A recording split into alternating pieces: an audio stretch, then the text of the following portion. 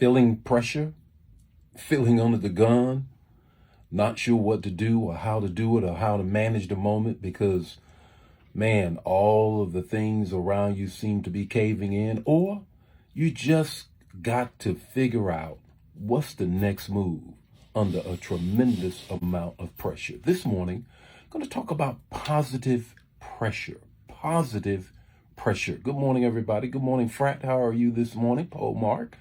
How's everything? You already know what I'm going to do. Give you the text, talking, the takeaway. A little early this morning. Got some work I got to do at 8 o'clock sharp. So had to come in a little bit early so I can get the manna in. Always got to get the manna in if I can.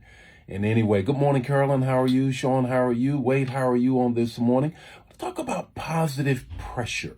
Positive pressure. Yesterday I dealt with the whole hormones and how we respond to pressure and how we respond to stress. And I gave some points that we could consider doing.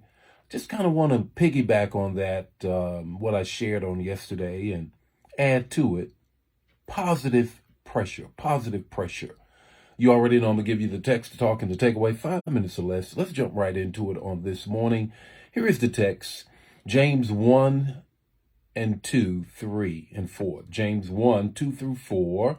And it says this: count it all joy when you face trials, because the testing of your faith develops perseverance, and perseverance must finish its work so that you can be mature and complete. Let me say it again because it's a powerful text. James 1, 2 through 4. Count it all joy when you face all kinds of trials, all kinds of pressure. The testing of your faith develops perseverance under that pressure. Perseverance must finish its work. Why? So that you may be mature and complete. In other words, all of us are going to have to endure some pressure. That's part of living. If you don't willing to endure some pressure, then you're not willing to continue to live every day. You got to deal with some stuff. How do you deal with it? Know this, before I give you the 3 things about the text. Know this: pressure makes diamonds and good wine. Let me say that again. Pressure makes diamonds and good wine. You got to have pressure that turns a coal into diamond. Tremendous amount of pressure before you can get the sparkle and the light.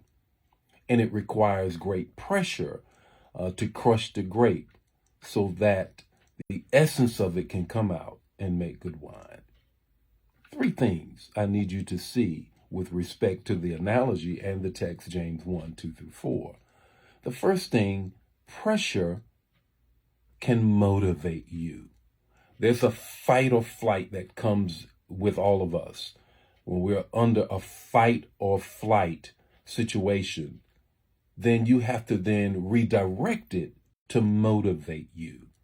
Right now, I'm in the midst of training some of our ministers for their initial sermon and moving on into being elders. And they're nervous and everything. And I always tell them, never let your nervousness tell you that you don't know what you're doing. And that's what we do a lot of times. We let our nerves, our fear, then tell us, don't be sure of yourself. No, all it is adrenaline. You got to direct it to where it needs to go. Pressure motivates you when you direct the fight or flight. Pressure pushes you to your knees. Pressure pushes you to your knees. Trust when I tell you, when you're under a tremendous amount of pressure, don't let it get you down. Just let it get you to your knees. Don't let it get you down. Just let it get you to your knees, because I believe that when you're on all 4, your knees and your toes, that's what is happening when you're on your knees, you can't be knocked over. Because why? Because there's power in prayer. I'll say it again, I've said it many times. My first book that I wrote was on prayer. Prayer absolutely does shore up things, changes things. And more often than not, it changes you. More often than not, it changes you.